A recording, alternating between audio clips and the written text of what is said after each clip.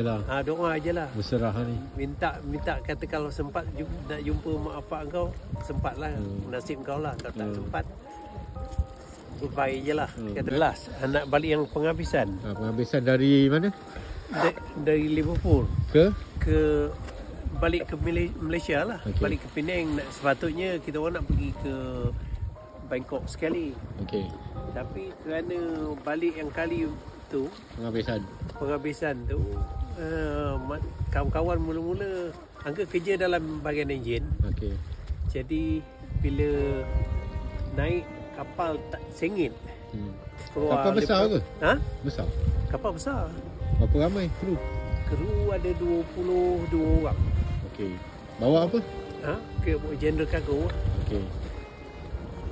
Jadi bila kita turun keluar je daripada dock, kapal sengit, budak-budak geng-geng, kau tak reti apa ni ke?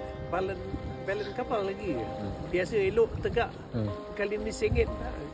Uncle cakap kat dia tanya kat uncle pula tu. Uncle jawab apa tu?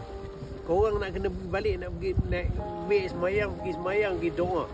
Supaya jangan dapat kena dua beradik, jangan jumpa dua beradik. Semua akan doa macam tu takut. Dia kata kenapa? Dua beradik. Habis yang tanya dia orang balik, apa kau bubuh dalam hatch? Dia kata ada besi bawah sikit.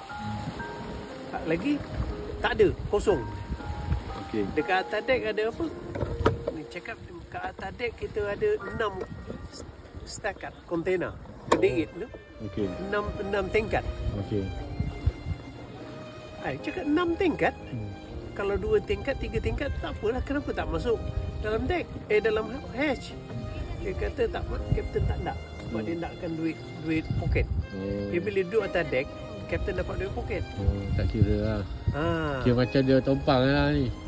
Jadi tetapi kerana dah terlalu berat di atas, dalam kapal di bawah kosong, jadi berat atas, kapal berat atas. Jadi kita boleh tombang bila-bila masa. Kalau kena je ombak yang dua beradik tu memang biasanya guarantee. Dua beradik tu kat perairan mana? Selalunya biasanya di Indian Ocean ataupun dekat apa ni? Dekat sebelah Bay of Biscay. Sebelah Spain ada kan?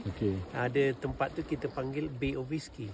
Sebab selalu situ memang orang nak mabuk sebab ombak dia tak pernah berhenti. Ombak ganas lah.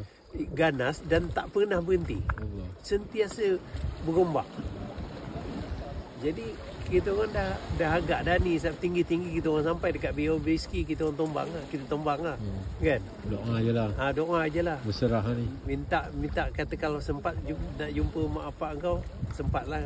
Nasib kau lah. Kalau tak sempat, goodbye je lah. Kata orang. Habis masa turun angka dah sebenarnya angka masa sebelum kapal keluar tu, nak bawa keluar tu angka yang on duty bawa. Dari ni deck ni daripada Liverpool. Dekat mana Albert Dock ke? Bukan. Daripada Glaston Dock. Dekat Seaforth. Okey. Dah belah sini lah sikit. Dock masa tu dah tak ada ke? Albert Dock dah tak operate ke? Albert Dock tak operate dah. Okey. Jadi kita selalunya kapal Malaysia dulu docking dekat situ. Semua masuk dekat situ, dekat Glaston Dock. Okey. Dekat Butul. Tahu yang arwah bawa saya itu hari tu kan?